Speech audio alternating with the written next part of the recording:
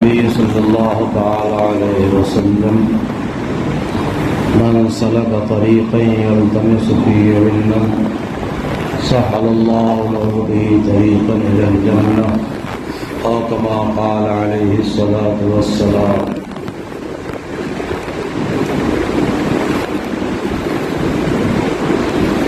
جو علم کی تلاش کے راستے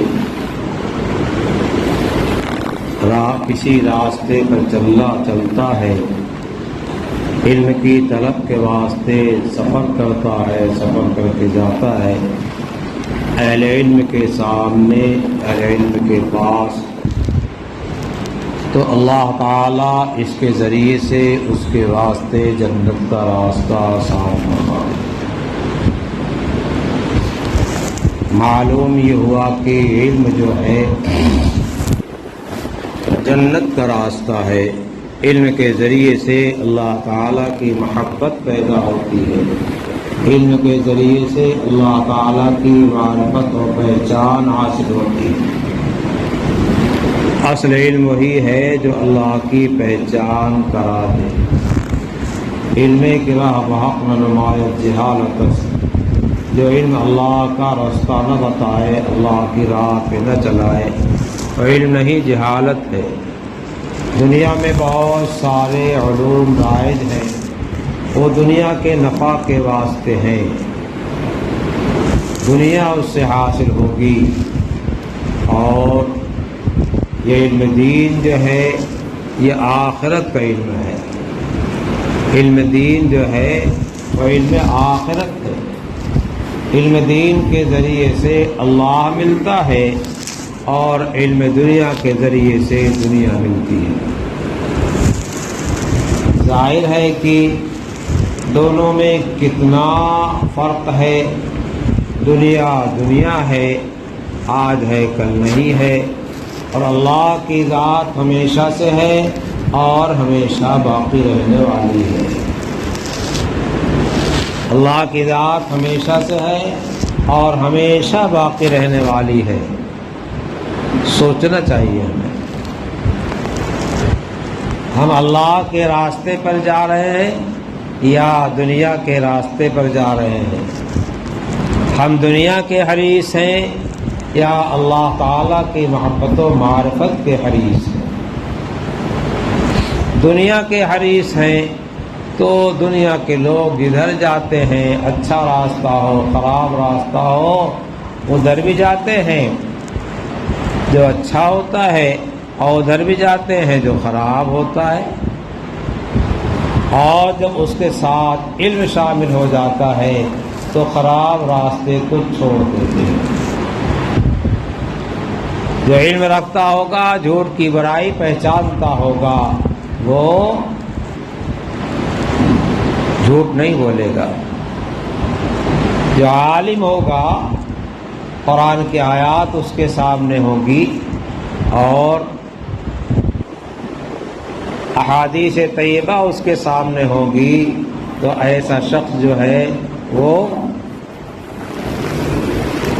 نبی کریم صلی اللہ تعالی وسلم کو جو بات پسند ہے، اللہ رب العالمین کو جو بات پسند ہے، اس کام کو کرے گا، اس بات کو کرے گا۔ اس کا چلنا پھرنا اٹھنا بیٹھنا ہر عمل جو ہوگا اس میں یہ دیکھے گا کہ اس میں ہمارا مولا راضی ہے کہ ناراض ہے۔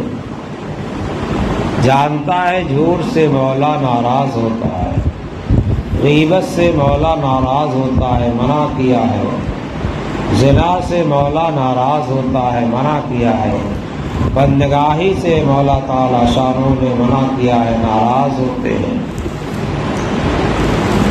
وعدہ خلافی و بے وفائی سے اللہ تعالی ناراض ہوتے ہیں۔ کسی بھی غلط کام کی طرف جائے گا تو اللہ تعالی کی ناراضگی ہوگی۔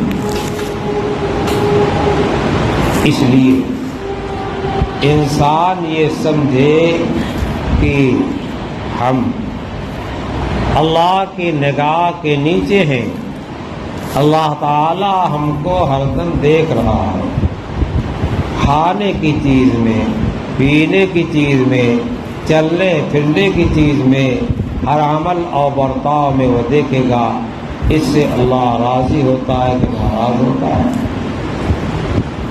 آدمی کھانا کھاتا ہے، کھانے میں بعض کھانے کیا ہے جائز ہے اور بعض ناجائز و حرام ہے۔ کوئی آدمی ان جانوروں کو کھائے جن جانوروں کو قرآن میں حدیث میں منع کر دیا گیا ہے، وہ کھانا نہیں ہے، وہ حرام چیز ہے، اور پھر اگر کھاتا ہے تو حرام کھانا سمجھا جائے گا، حرام کھا رہا ہے۔ اور حلال جانور کا کھانا کھا رہا ہے تو حلال کھا رہا ہے۔ جو سبزیاں وغیرہ غلے وغیرہ اللہ تعالیٰ نے حلال کیا ہے اس کو کھا رہا ہے، اللہ تعالیٰ کی نعمت ہے۔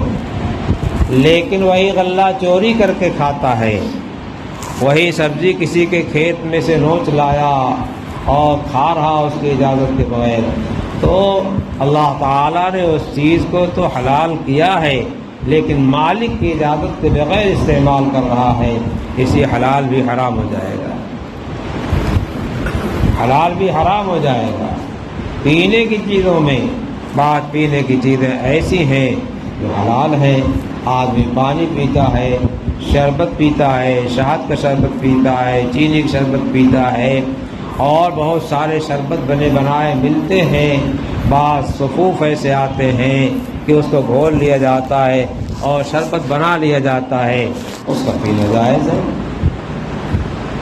اگر حلال طریقے سے حاصل کرتا ہے تو کسی کا چوری کر لا کے پی گیا، شربت روح افضل آیا گھول گھول کے پی گیا، کسی کی دکان سے اٹھا لایا، کسی کے کمرے سے اٹھا لایا، تو یہ حرام ہو جائے گا۔ تو حلال چیزیں بھی ہمارے طریقے استعمال کے ذریعے سے حرام ہو جاتی ہیں، اور کچھ چیزیں ایسی ہیں کہ ان کے پینے کو مستقل حرام قرار دے دیا گیا جب تک اس نوعیت تو باقی ہے۔ شراب بنا لی گئی، جو کی بنا لی گئی، کھجور کی بنا لی گئی اور دوسری چیزوں بنا لی گئی، تو جب شراب کی کیفیت پہ پہنچ گئی، اس کے پہلے اس جو کا کھانا حلال تھا اور کھجور کا کھانا حلال تھا، باجرے کا کھانا حلال تھا، لیکن جب سڑ کر کے نشہ آ گیا تو حرام ہو گیا۔ اور وہی شراب سڑ کر کے نشہ ختم ہو گیا اور سرکے کی کیفیت ہو گئی، حلال ہو گئی۔ ہم اللہ کے بندے ہیں، بندگی کے ساتھ رہنا چاہیے۔ ہماری آنکھ حلال جگہ دیکھ رہی ہے، اپنی ماں کو محبت کی نگاہ سے آنکھ دیکھ رہی ہے، اور انسان اپنی ماں کو محبت کی نگاہ سے دیکھ رہا ہے، اپنی بہن کو محبت کی نگاہ سے دیکھ رہا، بہن ہونے کے لحاظ سے ثواب ہے۔ اپنی پھوپھی کو دیکھ رہا، خالہ کو دیکھ رہا ہے، ٹھیک ہے، خالہ ماں کے درجے میں ہے، پھوپھی بھی ماں کے درجے میں ہے۔ اور اسی آنکھ سے کسی اجنبیہ کو دیکھتا ہے تو اجنبیہ کو دیکھنا حرام ہے۔ زبان سے قرآن پڑھتا ہے، نماز میں تلاوت کرتا ہے، اچھی اچھی باتیں کرتا ہے، لوگوں سے محبت کی عظمت کی باتیں کرتا ہے، یہ بات ہے، ٹھیک ہے، ثواب بھی ہے۔ اور اسی زبان کے ذریعے سے لوگوں کو گالی گلوچ دیتا ہے، وہ خطرناک ہے۔ اسی زبان سے کلمہ کفر بک دیتا ہے، اسلام سے خارج ہو جاتا ہے، لفظ طلاق نکالتا ہے اور بیوی نکاح سے علیحدہ ہو جاتی ہے۔ یہ بہت لمبی تفصیل ہے، جس کا حاصل یہ ہے کہ اس دنیا میں رہ کر کے ہم پہ جو حال آنے والا ہے، اس حال میں ہم اللہ کے احکام کے پابند ہیں، اس چیز کا خیال کیا جائے۔ مالک کے سامنے ہمارے لیے اور کوئی کچھ نہیں ہے۔ مالک کی مرضی اگر نہیں ہے، ہم کسی کی مرضی کی پرواہ نہیں کرتے، اور راضی ہو جائے اور مالک ناراض ہو جائے تو ہم ایسا نہیں کریں گے۔ پبلک ناراض ہو جائے، ساری دنیا ناراض ہو جائے، مالک تعالی شان ناراض نہ ہو، ہم اس کا عمل کرتے ہیں۔ ہم دنیا کی ریت نہیں دیکھتے، ہم شریعت کی ریت دیکھتے ہیں۔ ہم دنیا کا قانون نہیں جانتے، ہم شریعت کا، محمد رسول اللہ صلی اللہ علیہ وسلم کا لایا ہوا قانون جانتے ہیں۔ اس پر عمل کرتے ہیں۔ اسی دوستو ہمیشہ اس کی کوشش کرو، اسی فرق کو، امتیاز کو سمجھانے کے واسطے اور ذہن نشین کرنے کے واسطے مدارس کو لے جاتے ہیں، مراکز کو لے جاتے ہیں، قرآن پڑھایا جاتا ہے، حدیثیں پڑھائی جاتی ہیں، فقہ پڑھائی جاتی ہے، علوم و فنون پڑھائے جاتے ہیں تفریحات کے واسطے، اور بہت سارے کام علوم فنون کے ہیں۔ مدد ملتی ہے دینی علوم کو، قرآن کو، حدیث کو حاصل کرنے میں، تو ان علوم کو پڑھاتا نہ ہو سر پہ فلان بلائے۔ ہر وقت ہماری نگاہ کھلی ہوئی ہونی چاہیے، ہمارے دل کی آنکھ کھلی ہوئی ہونی چاہیے کہ یہ اللہ کی مرضی کے موافق عمل ہو رہا ہے، بات ہو رہی ہے، آنکھ صحیح استعمال ہو رہی ہے یا نہیں استعمال ہو رہی ہے، صحیح بات نہیں ہو رہی ہے۔ علوم جو ہے سکھائے جاتے ہیں، طلباء درسگاہوں میں بیٹھ کر کے نورانی قاعدہ یاد کرتے ہیں، پھر قرآن پاک کے جز عامہ پڑھتے ہیں، بار عام پڑھتے ہیں، پھر آہستہ آہستہ پورا قرآن پاک ختم کر لیتے ہیں، پھر اور آگے محنت کرتے ہیں، قرآن پاک کا ایک ایک الگ الگ سمجھتے ہیں، پھر اور آگے محنت کرتے ہیں، قرآن کی تفسیریں پڑھتے ہیں، حدیثیں پڑھتے ہیں۔ اس طریقے سے اللہ تعالیٰ نے جو علم اتارا ہے محمد رسول اللہ صلی اللہ علیہ وسلم کے واسطے سے، اور محمد رسول اللہ صلی اللہ علیہ وسلم کے پاس آیت جبرائیل کے واسطے سے بھیجا ہے، یا آپ کے قلب القا فرمایا ہے، وہ سارے علوم حاصل کرتے ہیں، ابھی حاصل بھی کریں گے اور مرضی مولا کی پابندی بھی کریں گے۔ اس لیے طلباء کو کیا ہے، بہت پست خیالی میں نہیں آنا چاہیے، پست حوصلہ نہیں ہونا چاہیے۔ یہ علوم جو پڑھ رہے ہیں سب سے بہترین عمل ہے، اور سب سے بہترین افراد یہی ہیں۔ اللہ کے حبیب صلی اللہ علیہ وسلم نے فیصلہ سنایا ہے، خیرکم من تعلم القرآن وعلمہ، تم میں سب سے اچھے لوگ وہ ہیں، سب سے افضل لوگ وہ ہیں جو قرآن پاک کو پڑھتے ہیں، پڑھاتے ہیں، سیکھتے ہیں، سکھاتے ہیں۔ اس لیے کالج کے طلب علم کرنے والوں سے، کالج میں پڑھنے والوں سے، ہمارے طلباء جو قرآن اللہ کا کلام پڑھتے ہیں، حدیث اللہ کے رسول کی باتیں پڑھتے ہیں، یہ باتیں جیسے اونچی ہیں، ان باتوں کے حاصل کرنے کے بعد ان باتوں کا، کلام الہی کا، کلام رسول کا حاصل کرنے والا، یاد کرنے والا بھی اللہ تعالیٰ اسے شرف رسید فرماتے ہیں۔ اہل علم کو درجات سے نوازتے ہیں، والذین اوتوا درجات قل هل يستوي الذین یعلمون والذین لا یعلمون، جو علم سیکھتے ہیں، جانتے ہیں، علم رکھتے ہیں، جو نہیں علم رکھتے، کیا دونوں برابر ہو سکتے ہیں؟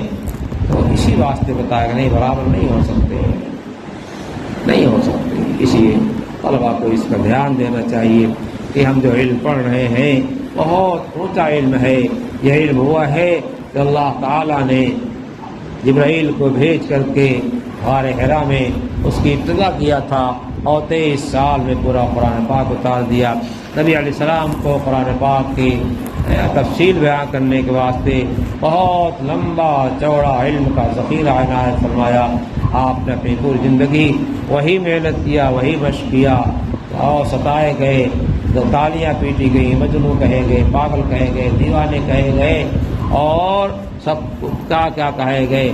آپ کی صحت پر کوئی اثر نہیں پڑا، آپ اپنی دھن میں لگے رہے، آپ علیہ السلام اپنی دھن میں لگے رہے، جبکہ اخلاق کے لحاظ سے پاکیزہ سب سارے مکہ مکرمہ کے اندر آپ کو سب سے زیادہ شریف، نیک اور امانت دار، دیانت دار، سچا سمجھا جاتا تھا، عارضہ و پاک باز سمجھا جاتا تھا۔ اس کے باوجود بھی جب دین کا کلمہ لے کے اٹھے ہیں تو قوم دشمن ہو گئی۔ تو حالات تو آئیں گے، ہمیشہ آئے ہیں، آتے رہیں گے، اس قوم کے ساتھ حالات آئیں گے، آئے ہیں اور آتے رہیں گے اس بات۔ اور اللہ نے جو حالات ڈالے ہیں، ہم پہ بھی حالات ہیں، دوسروں پہ حالات ہیں، اس حال کو اللہ تعالیٰ کی سمجھ کر کے، اس حال کا ادب سیکھ کر کے اس کے مطابق عمل کرنا چاہیے، اللہ تعالیٰ کی مرضیات پہ راضی رہنا چاہیے۔ مدارس و مساجد جو ہیں ان کو آباد کرنے کی فکر کرنی چاہیے، مدارس جو طلبہ پڑھتے ہیں ان کی راحت و آرام کا فکر کرنا چاہیے، اور علم دین کے سیکھنے کے واسطے پوری امت کا فرض کفایہ ادا کر رہے ہیں۔ اسی امت کی ذمہ داری یہ ہے کہ ان فرض کفایہ ادا کرنے والوں کے واسطے جو ہے اچھا کھانے کا پینے کا انتظام کریں، اور ہمارا طلبہ کا یہ رویہ ہونا چاہیے وقت جو مل گیا الحمدللہ۔ صفحہ میں بیٹھے ہوئے صحابہ کرام قرآن یاد کرتے تھے، حدیث یاد کرتے تھے اور فاقے سے مست رہا کرتے تھے۔ حضرت ابو ہریرہ جو ہے بے ہوش ہو کے گر جاتے تھے، لوگ سمجھتے ہیں تو کوئی دماغ کا مرض ہو گیا جس واسطے گر گئے ہیں، فرماتے ہیں کچھ نہیں ہوتا تھا، بھوک ہوتی تھی، بھوک کی وجہ سے غشی کھا کر کے گر جایا کرتا تھا۔ لمبی بات ہو گئی، آپ حضرات علماء کے بیچوں بیٹھے، یہاں علماء کی جو بہت لمبی چوڑی مقدار ہے، اور ہندوستان میں بہت پہلے اور سب سے پہلے علم حدیث اسی صوبے گجرات کے اندر آیا ہے۔ بڑی فضیلت اللہ تعالیٰ نے اس صوبے کو علم حدیث کے لحاظ سے دیا ہے۔ اس وقت بھی خدمت ہوئی ہے اور آج بھی اس ملک اس صوبے کے اندر جو ہے علم حدیث کی نمایاں خدمت ہو رہی ہے۔ اللہ تعالیٰ ہمیں بھی توفیق نصیب فرمائیں، آپ کو توفیق نصیب فرمائیں، ہر معصیت سے گناہ سے بچائیں اور ہر طاعت پہ ہمیں گامزن فرمائیں۔ اللہم صلی علی سیدنا مولانا محمد وعلی آل سیدنا مولانا محمد وعلی آل